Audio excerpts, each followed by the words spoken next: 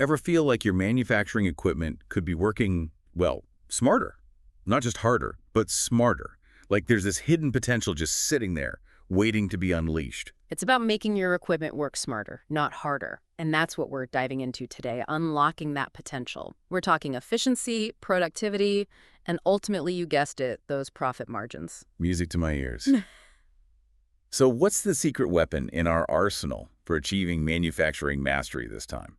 Today's deep dive is all about total productive maintenance, TPM as it's often called, and its secret weapon, overall equipment effectiveness, or OEE for short. Okay, so we're already in the land of acronyms.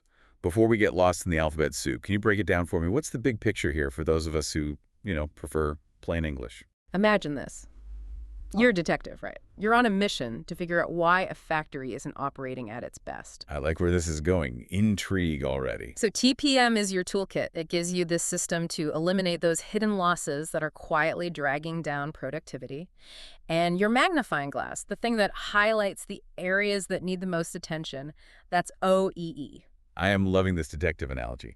So where do we begin our investigation? What clues are we looking for? Well, we start with the usual suspects, of course. We're going to break down the 6 biggest culprits behind a less than stellar OEE. All right, let's shine a light on these productivity thieves. Yeah. What are we dealing with here? Think of them as silent profit stealers, often overlooked because individually they might seem small, but add them up. It's death by 1,000 cuts for your bottom line. Exactly. First up, the most obvious. Equipment failures. Machines break down, production screeches to a halt. We've all been there. Yep, that one's hard to miss. Then we've got setup and adjustment losses. That's the time a machine spends just sitting there waiting to be prepped for a new product run. Time is money, and that's time wasted. Couldn't have said it better myself. Okay, but what about when a machine is running, but maybe not firing on all cylinders? Right, because it's not always a complete standstill that's the problem. Sometimes it's more like a slow drip, right? You're on the money. And that's where idling and minor stoppages come in. Maybe there's a brief material shortage, a sensor acting up, or even a small quick fix that needs to happen. These micro pauses might seem insignificant on their own, but trust me, they add up, chipping away at your overall output. Wow, I never really thought about it like that. How something as seemingly small as equipment idling could have a significant impact on the bottom line. It's the hidden losses that really sneak up on you. Then, of course, there's processing at a speed slower than the ideal. Again, might not be a full-on stop, but it's still costing you time and potential output. And last but definitely not least, we've got defects and rework. Because what's the point of producing a ton of stuff if a good chunk of it ends up being tossed aside? Precisely. And each of these 6 losses falls under 3 main categories: availability, performance, and quality. And we're going to use those to understand the OEE formula. Speaking of the OEE formula, it's supposed to be this powerful tool, but I'm not going to lie, looking at it in our source material here, o5equipmenteffectiveness.pdf, it's a little intimidating. Don't worry, it's not as scary as it looks. At its core, the OEE formula is about taking a complex problem and breaking it down into manageable, digestible chunks. Okay, so instead of getting bogged down in one big, scary number, we're getting a more, nuanced picture. Exactly. We're multiplying 3 percentages together, and each one represents a crucial aspect of your equipment's effectiveness. All right, I'm listening. Break it down for me. First up, you've got availability. This is the percentage of time your equipment is actually up and running, and that includes accounting for planned downtime, like maintenance, as well as those unplanned hiccups, like the breakdowns we talked about. Makes sense. So it's not just about whether the machine is on or off. It's about how much of the time it's actually available to do its job. You got it. Next, we have performance. And this is all about how efficiently your equipment runs when it's actually running. Are you hitting those target production rates? Or are those minor stoppages and slowdowns we talked about holding you back? Okay, so we've got uptime covered, we've got speed covered. What's the final piece of the puzzle? Quality. This factor looks at the percentage of your output that actually meets those quality standards. It's about minimizing those defects from the get-go because, as we said before, producing a ton of stuff is great, but not if half of it ends up being scrapped. Right. It's about working smarter, not just harder. And there you have it. Those 3 factors, availability, performance, quality, you multiply them together, and that gives you your OEE score. So if I'm understanding you correctly, even if a machine runs like a dream most of the time, if the quality's not there, the OEE score is going to take a hit. Exactly. Each part of the formula is essential to paint that complete picture of your equipment's effectiveness. It's like a report card for your machines. I like that.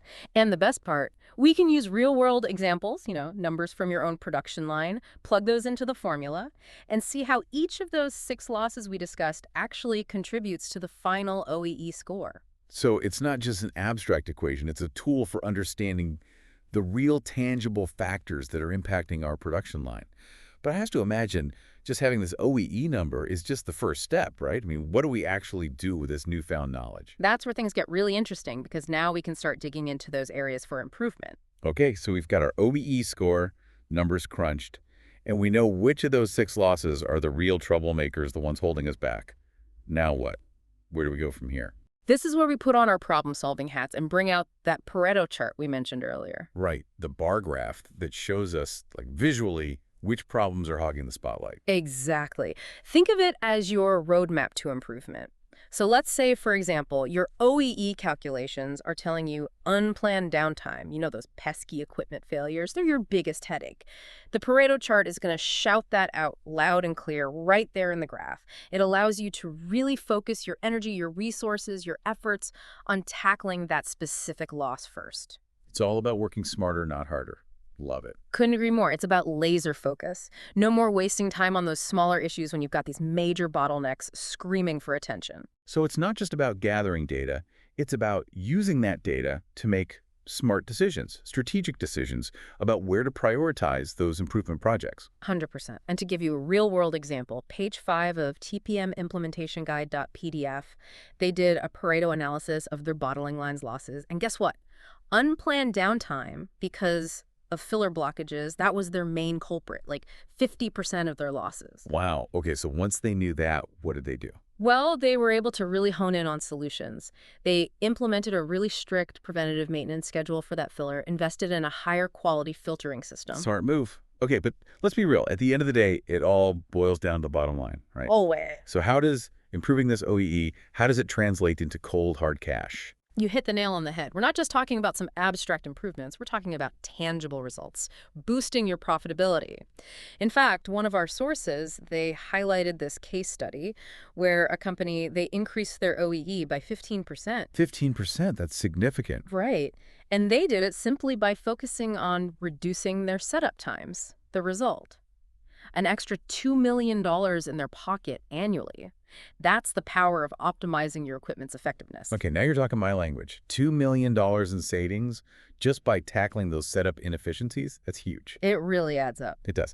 But okay, OEE is just one piece of the puzzle, right? I mean, our sources mention other important metrics when it comes to equipment health. Oh, absolutely. OEE gives you that excellent overview, that big picture. But sometimes you need to zoom in a little, consider those other factors. Okay, so what else is there? Well, there's mean time to repair, MTTR. MTTR. Catchy. Right. It tells you how long it takes to get a piece of equipment back up and running after a breakdown. So a lower MTTR means a quicker recovery, which means less downtime, which means more productivity. Bingo. Think of it this way. You've got 2 identical machines, both with an OEE of 80%. But here's the thing. Machine A has an MTTR of 2 hours, while machine B has an MTTR of 6. Now, if both of those machines experience a similar breakdown, Machine A is back in the game much faster. exactly, and that minimizes those costly production losses. Okay, so MTTR, that's all about speed. What about reliability? Reliability, that's about consistency. It's the probability that your equipment's going to operate without failing for a specific period of time. So a highly reliable machine, that's the one you can count on, the one that's going to consistently perform at a high level, no unexpected breakdowns, no drama. It's about predictability, minimizing those unwelcome surprises. We're really starting to build quite a toolkit here. ER. And then there was, you mentioned another term, FMEA. Yes. Failure modes and effects analysis, FMEA. It's basically a proactive risk assessment for your equipment. So instead of just reacting to problems when they pop up, we're trying to anticipate them, get ahead of the game. Exactly. You're identifying those potential failure points before they become a major headache. Let's say you've got this critical pump in your production line. Using FMEA, you identify that a potential failure mode could be a seal leak. Okay, and then what? Then you analyze the potential fallout from that leak, right? What's the worst case scenario? Material loss, production downtime, safety hazard. Okay, I'm starting to see how valuable this could be getting ahead of those potential disasters. And the best part is our source material, specifically FMEA from manufacturing.pdf, they actually provide this really helpful table, outlines all the key elements of an FMEA, like everything from identifying those potential failure modes to actually ranking the severity of each one. So with FMEA, we're not just fixing problems, we're finding those weak points and reinforcing them before they even have a chance to crack. Exactly. You're giving your equipment superpowers. I love it. But FMEA, it sounds pretty in-depth. Is it something that companies should be doing for every single piece of equipment, or are there specific situations where it's, I don't know, more bang for your buck? That's a great question. While FMEA can be a valuable tool for any piece of equipment, it's often most beneficial for those really crucial assets, the ones where if they go down, it's a big deal. We're talking significant impact on production, on safety, or both. It's all about allocating those resources strategically, Mhm. using your tools wisely. So we've covered OEE, Mhm. those six big losses, MTTR, reliability, and now FMEA. I feel like we're assembling a dream team for achieving manufacturing excellence here. That's the goal. We're shifting away from that reactive, oh no, something broke mentality and moving towards a more proactive, strategic approach. We're not just trying to keep the machines running, we're trying to help them be the best darn machines they can be. Yes. But this is a journey, right? It's not like we flip a switch and suddenly we're this well-oiled machine. You got it. It's continuous improvement. You understand your current state, you identify those areas for improvement, implement solutions, and then you don't just stop there. You continuously monitor and adjust. It's a marathon, not a sprint. But for someone who's feeling maybe a little overwhelmed right now, like where do I even start? Start with awareness, right? Just by tuning in to this deep dive, you're already on the right track. You're seeing those hidden losses, you're starting to get the power of OEE and realizing that this isn't just a maintenance concern, this is a business imperative. This is affecting the bottom line. Absolutely. It's all about making those connections, right? Between what's happening on the factory floor and the company's overall success. But awareness, that's just step one. How do we translate that into action?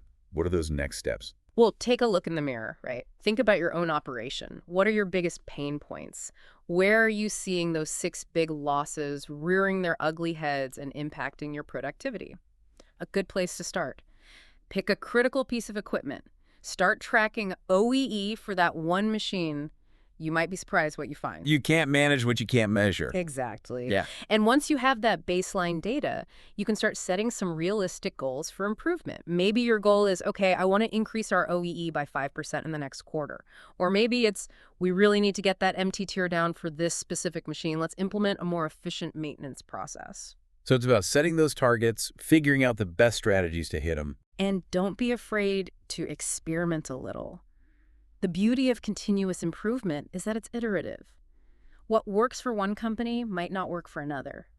It's about finding those solutions that fit your specific needs, your unique challenges. So it's not a one-size-fits-all approach. Not at all. It's about fostering that culture of like problem-solving innovation. Now you're getting it. Empower your team to identify those areas for improvement. Give them the tools, give them the resources they need to implement those solutions. Make them feel like they're a part of the solution. Because at the end of the day, you can have the most advanced equipment, the most sophisticated systems in the world, but if you don't have a team that's engaged, that's motivated, that feels empowered to make a difference, You're not going to see those world-class results. it's about fostering that ownership mentality. 100%. And that's a powerful thing. When you create a culture where people feel valued, they feel heard, they feel empowered to contribute, that's when the real magic happens. We've covered so much ground in this deep dive. I mean, from really getting into the weeds with OEE to exploring those more advanced techniques like FMEA. But at its core, it seems like that key takeaway here is that continuous improvement, it's a journey. It's not a destination, and it's a journey worth taking, because by constantly striving for better, for more efficiency, for more effectiveness, for more reliability, you're not just optimizing your equipment, you're setting your entire operation up for success in the long run. Music to my ears. That's it for today's deep dive into the world of equipment effectiveness. We've given you the tools, we've given you the knowledge. Now it's your turn to take that and run with it. Until next time, happy optimizing.